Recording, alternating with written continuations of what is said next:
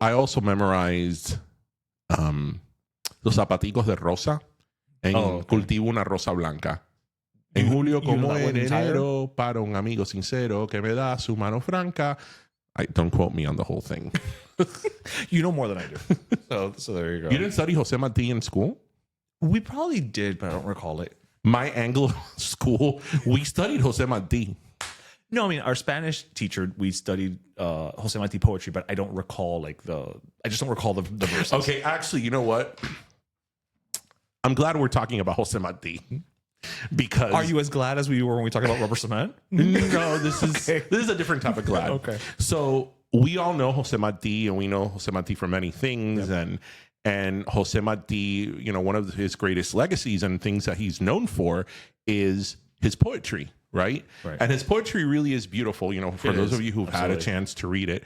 And among one of the most beautiful poems that he ever wrote was Los Zapaticos de Rosa. Which, you know, for those of you who haven't read it, it's about this little girl, Pilar, and her zapaticos de rosa, and she goes to the beach and all that. It's a beautiful, beautiful poem. So, you know, as a good Cuban boy, I grew up with the José Martí folklore, and I read all his stuff, and I knew about him. And a few years ago, I was doing a little bit of research on him. Oh, no. And I found out why does this not end well? Do you know where José Martí was when he wrote Los Zapaticos de Rosa? You're never going to guess.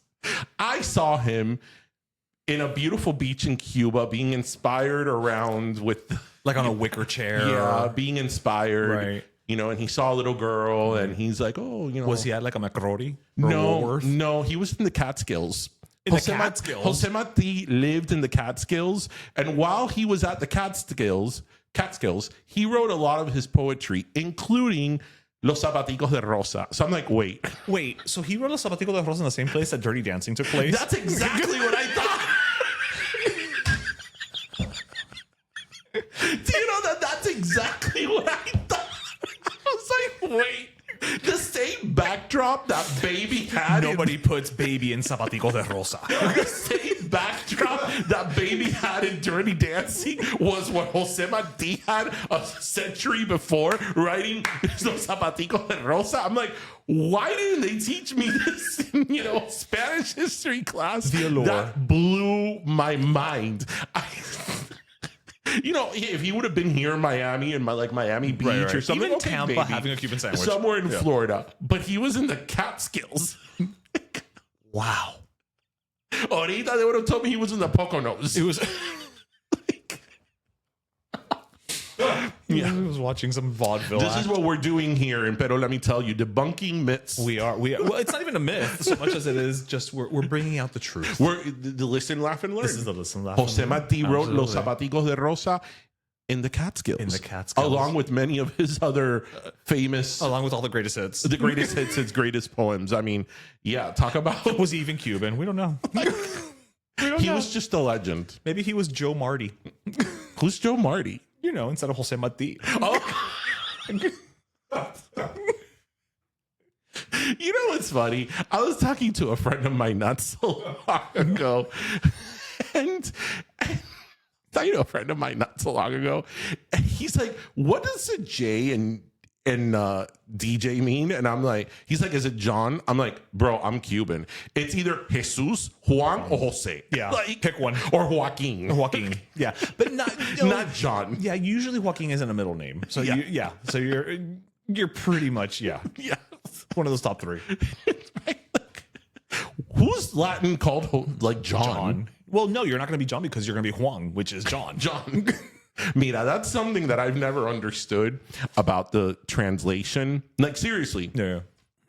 I've never understood the whole thing about the translation of Spanish names into English names, because in English, a name is a proper noun. Right. So that is a name that never, ever changes. Yeah. But I love how growing up, my parents would be watching TV from Spain and they'll be like, El Príncipe Guillermo. And I'm like, who's Guillermo? And it's William. It's William. Prince William. Yeah. And I'm like, or Carlos instead of Charles. Like, my dad would be like, bueno, how do you say Guillermo in English? I'm like, Guillermo? Yeah, Guillermo. Yeah, exactly. Yeah, like on What We Do in the Shadows, they didn't go around calling Harvey Guillen, "Hey William, come here," you know. And then what is it? Peter It's Pedro. Pedro. I'm like, how do you say Peter in Spanish? Peter. How do you say Pedro in English? Pedro. Yeah. You know what? Que pasa? USA had that one right though. Why? Because when Juana takes her tutor friend, she doesn't say Pedro. She says Peter Pepe Papa. Wait. So it's Pedro Griffin? It's Pedro Griffin. That's a whole different show. Pedro Griffin, instead of And living... also Peter Pascal is not the same person. Pedro Griffin, right? Instead of living in Rhode Island, they live in Little Havana. And instead of wearing a white shirt, he's wearing a white guayabera. 100%. Right? And then when Lois becomes Luisa. Instead of going to the clam, The drunken clam. right, they go to, I don't know, Versailles or some stuff like that. No, it has to be something, instead of a drunken clam, I don't know, it'd be like La Vaca Frita. Yeah. Instead of Quagmire. Oh, I don't know what that El turns Loco. into. El Loco. Yeah, but it has to be like an actual name thing. That's why. El Loco. Okay. Listen. In my family, there's someone that they call chorizo. I was telling you this the other day. I know, but why chorizo? Because they call him chorizo. And what I find funny about my family, there's a chorizo, a mantequilla, a guajiro, but they call them by their last name. So they're like, it's like Chorizo Gonzalez. Chorizo Cabo. I was trying not to call out the person you're saying. He's not the demographic. No, but someone who knows it might be. So, and the other ones too, they call them by their nickname and then their last name. So it's like a proper name. So I'm like, wow, like it's like their confirmation name. Yeah. You know what I've also thought about? You know how we all have nicknames, but that's your name forever. Yeah. Right? Like in my family, I'm Tato and Tati, right? Yeah, I mean, I'm Smiles with my cousins. Yeah. You're Smiles? Smiles. Yeah. Wait, what? Yeah. All my cousins called me Smiles. Yeah. I've known you for 34 years and they call you Smiles? Yeah. Because I'm a happy person. What type of nickname is that? Oh, really? You live in a family where somebody calls them sausage and you're going to question mine? No, we're Tato, Tati, China, Chino, chorizo, Flaco, mantequilla. But you're going to question Smiles? Smiles is so Anglo. Like, well, we were born here. It's all my cousins that were born here. Oh, excuse me. It's all my cousins that were born here. Smiles. Yeah. Well, how did I not know this? Well, because it's not something that I'm called amongst other people. Okay, Smiles. I'll be called Agridulce from now on. I'll just call you AD for short. Wait, but do our Anglo brother and sisters, do they have nicknames? I don't think they have nicknames. I'm sure they do. They're just not as fun. No, I think it's Latin people and black people. In that order?